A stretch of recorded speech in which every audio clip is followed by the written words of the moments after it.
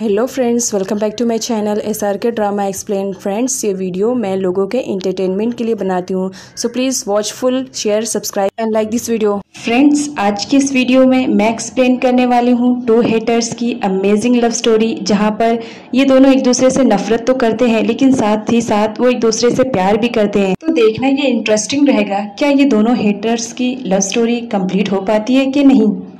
जैसा कि फ्रेंड हमने प्रीवियस पार्ट में देखा था, लैन के मॉम डैड के फोर्स करने की वजह से लैन और मुक दोनों हनीमून के लिए कोरिया आए हुए रहते हैं, लेकिन लैन का दिल यहाँ पर बिल्कुल भी नहीं लगता है।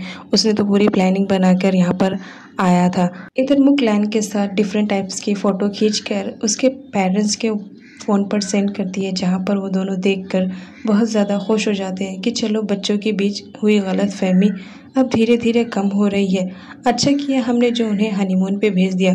उसके डैड भी देखते हैं और बोलते हैं लैन तो इसमें एकदम छोटा सा बच्चा लग रहा है। लैन ने जो प्लानिंग बनाया था उसमें वो रुत भी वहाँ पर आता है। रुत को भी उसकी कंपनी के रिलेटेड कुछ काम रहता है, तो वो पीट को भी लेकर आता है और साथ में अपने पीओ को भी लेकर आता है। यहाँ पर वो अपने पीए पे बहुत ज़्यादा गुस्सा करता है क्योंकि उसने होटल में रूम नहीं बुक किया था और उन लोग जब वहाँ पर आए तो उन्हें एक ही रूम मिलता है, जिसकी वजह से वो उस पर बहुत चिल्लाता है कि तुम्हें यहाँ आने से पहले होटल का रिजर्वेशन कर देना चाहिए था।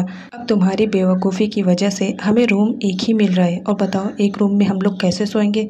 उसके बाद क्या, ना चाहते हुए भी सभी को एक ही रूम में रहना पड़ता है क्योंकि वहाँ पर दूसरा रूम खाली नहीं रहता है। रात होती है, सभी लोग एक ही रूम में सोए हुए रहते हैं। तभी वहाँ पर रुत आता है। पीठ के पास वाली जगह खाली रहती है तो वो वहीं पर सो जाता है और सोचता है कि कितना अजीब लग रहा है, कहाँ मैं कितने अच्छे से सोता था और यहाँ एक ही रूम में इतने सारे लोग सो रहे हैं। रुत बहुत अनकंफर्टेबल फील करता है। अचानक से पीठ करवटें बदलती है और वो उसके पास आ जाती है, इतनी क्लोज आ जाती है कि उन दोनों के बीच एक किस हो जाता है। पीठ को तो मालूम नहीं रहता है यहाँ पर क्योंकि वो सोई हुई रहती है, लेकिन रुत तो जगते रहता है। उसकी हार्ट बीट्स बहुत ज़्यादा तेज हो जाती है। वो फटाक से दूसरे डायरेक्शन की तरफ मोड़ देता है और सोचता है ये मेरे साथ क्या हो रहा है। अचानक से मेरी हार्ट बीट्स इतनी ज़्यादा तेज़ कैसे हो गई है। रात भर तो उसे नींद नहीं आती है, वो जागते रहता है। इधर लैन को दिखाया जाता है जो कि बैठा रहता है। तभी निक का कॉल आता है, वो रिसीव नहीं करता है क्योंकि उसका माइंड अभी डिस्टर्ब था। उसके बाद वो वहाँ से चला जाता है। नुक कॉल पे कॉल करती है, तभी मुक उठा लेती है। इस बात से नुक बहुत ज़्यादा गुस्सा करती है कि लाइन का फ़ोन तुमने क्यों रिसीव किया, जिस पर मुक बोलती है ये मेरे हस्बैंड का फ़ोन है, मैं रिसीव कर सकती हूँ, मेरा पूरा हक है। इस बात से नुक बहुत ज़्यादा जल जाती है और उन दोनों के बीच इमेजिनरी फाइट स्टार्ट हो जाती है। दोनों एक दूसरे के बाल घसीटते हैं और इस बात के लिए झगड़ा करते हैं कि लाइन मेरा है और लाइन मेरा है। यहाँ पर हमारी मुक भी कम नहीं रहती है, वो भी नुक के बाल पकड़ के घसीट लेती है और वो बोलती है कि तुम्हें मालूम है मेरी तो शादी हो चुकी है से, तो जितना ज़्यादा दूर रहोगी उतना बेटर रहेगा। नेक फ़ोन को कट कर देती है तो मुक वहाँ से अपनी फ़ोटोज़ भेजती है जो लैन के साथ उसने निकाली थी और साथ ही साथ अपना मैरिज सर्टिफिकेट कि देखो हम दोनों की शादी हो गई है, अब जितना दूर हो सके उतना दूर रखो हम लोग से। लैन और मुक को दिखाया जाता है दोनों के बीच एक बार फिर से ज़बरदस्त फाइट होती है बेड के लिए। दोनों बेड के लिए झगड़ा करते रहते हैं बच्चों के तरीके कि मैं बेड शेयरिंग नहीं करूँगा, मैं जानता हूँ हम लोग हनीमून पर आए हैं लेकिन याद रखना मैं तुमसे ज़रा भी रिलेशनशिप में नहीं रहना चाहता हूँ। उसके बाद दोनों बेड के लिए झगड़ा करते हैं, यहाँ तक कि मुक किक भी मार के लैन को ज़मीन पर गिरा देती है। दोनों के बीच बहुत ज़्यादा फाइट होती है बेड के लिए कि वो बेड पर अकेले सोएंगे, किसी के साथ शेयर नहीं करेंगे, इतना ज़्यादा कि वो लोग थक जाते हैं। तभी वहाँ पर ये दोनों सो जाते हैं। रात का सीन दिखाया जाता है। मुक तो घोड़े बेचकर सोती है लेकिन वो लैन को बहुत ज़्यादा परेशान करती है, कभी अपना हाथ उसके ऊपर फेंकती है कभी पैर, मानो कराटे खेलती रहती है।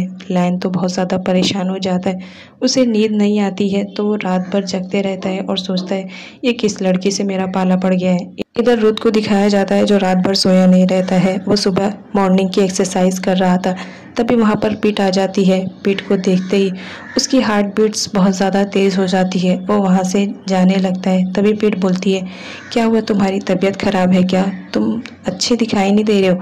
तभी उसका पैर फिसल जाता है और वो गिरने वाली रहती है। तभी उसे रुत पकड़ लेता है। यहाँ पर वो बोलता है कि चलो हमें कहीं काम है, पीट बोलती है क्या हुआ? वो बोलता है बस चलो। उसके बाद वो लोग सीधा जाते हैं लाइन के होटल पे, जहाँ पर लाइन और पीट दोनों ऐसा मिलते हैं कि मानो कई साल के बिछड़े हुए कपल हैं और अब मिल रहे। लाइन बोलता है तुमने आने में कितनी ज़्यादा देर कर दी, प्लानिंग के अकॉर्डिंग जल्दी आना था ना। उसके बाद यहाँ पे सारे लोग आपस में बात ही कर रहे थे, तभी मुक को कॉल आता है घर से इस बात के लिए कि उसकी डैड की कंडीशन ख़राब हो गई है, जितनी जल्दी हो सके वो वापस आ जाए। मुक तो ये सुनकर बहुत ज़्यादा परेशान हो जाती है, उसे कुछ भी समझ में नहीं आता है।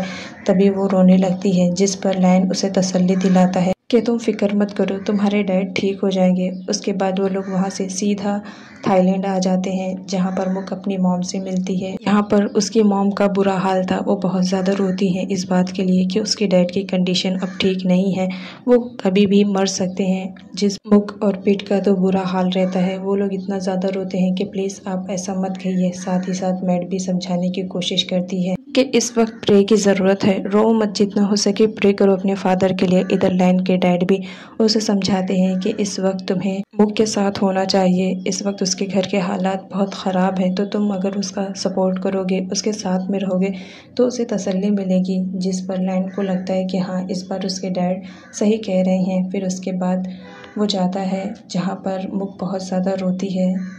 वो बोलता है रोने की ज़रूरत नहीं है, तुम बस थोड़ा सा पेशेंट रखो, तुम्हारे डैड ठीक हो जाएंगे। लेकिन मुक तो अपने डैड का सोचकर बहुत ज़्यादा रोती है। यहाँ पर लाइन के कंधे पे सर रखकर वो बहुत रोती है।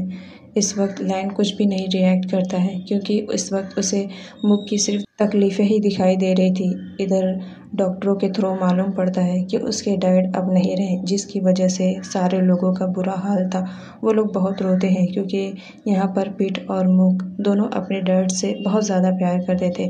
पीट तो वहाँ से दौड़ी दौड़ी भाग जाती है और एक जगह बैठकर रोती रहती है। तभी वहाँ पर रुद का पीए आता है, वो उसे देख लेता है तो वो उसे तसल्ली दिलाने के लिए जाता है कि जो भी आया है उसे एक दिन जाना ही है, तुम रो मत, बी कॉन्फिडेंस, तुम कितनी बहादुर हो। और इस बहादुर लड़की इतना रो रही है। पीट का तो बुरा हाल रहता है, क्योंकि वो अपने डैड से बहुत ज़्यादा प्यार करती थी। तभी वहाँ से रुद गुजरता है, रुद को भी मालूम पड़ जाता है तो वो मिलने के लिए आता है। पीट रुद को देख लेती है, वो उसकी तरफ भागे भागे जाती है और जाती है सीधा हग कर लेती है और उसके गले खूब रोती है, क्योंकि पीट यहाँ पर रुद को पसंद करती थी, लेकिन अभी जाहिर नहीं हो पाया था कि पीट रुद को पसंद करती है। इस वजह से वो अभी थोड़ा सा कंफ्यूज थी। यहाँ पर वो उसके गले लग के रोती है। तभी रुद का पीए कहता है कि तुम भी उसे हग कर लो, थोड़ा तसल्ली दिला दो, इस वक्त तुम्हारी तसल्ली उसके लिए बहुत ज़्यादा इम्पोर्टेंट है। तो रुद वैसा ही करता है, उसे हग करके तसल्ली दिलाता है और बोलता है फिक्र मत करो, तुम ब्रेव गर्ल हो, तुम्हें तो अपनी बहन को भी समझाना चाहिए और अपनी मॉम के साथ रहना चाहिए। इसके बाद नेक्स्ट सीन में दिखाया जाता है पीट से मिलने के बाद रुद मुक से मिलने के लिए आता है, जहाँ पर मुक का भी बुरा हाल रहता है, क्योंकि उसने भी अपने डैड को खो दिया था। यहाँ पर वो रुद के गले लगकर बहुत ज़्यादा रोती है। इस वक्त इसे सहारे की ज़रूरत रहती है। उस वक्त वहाँ पर लाइन ना होते हुए रुद रहता है, तभी पीछे से लाइन आता है और वो दोनों को हक करते हुए देखकर वो बहुत ज़्यादा जेलस फील करता है और सोचता है कि इन दोनों के बीच क्या हो रहा है।